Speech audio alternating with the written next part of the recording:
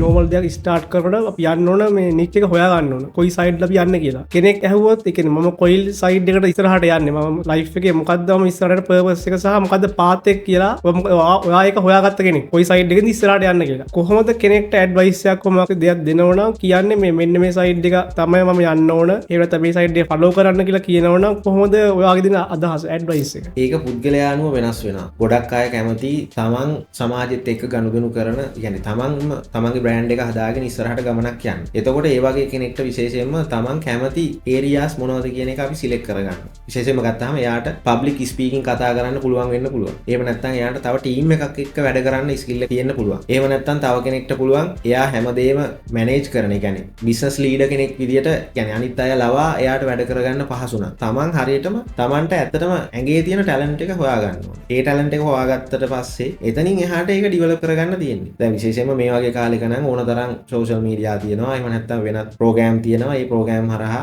තමන්ට කොහොමද තමන්ගේ ටැලන්ට් එක හඳුනාගන්නේ සහ එතනින් එහාට කොහොමද මේක ඩිවෙලොප් කරන්න කියන එක සල්ලි ගෙවලා උනත් ඉගෙන ගන්න පුළුවන්. ඒ වගේ තමන් හරියටම තමන්ගේ පාත් එක ස්ටඩි කරගෙන හොයාගත්තා නම් ඒකේ දිගට ගමනක් යන්න ප්ලෑන් එකක් හදාගෙන වැඩේට බහින්න පුළුවන්.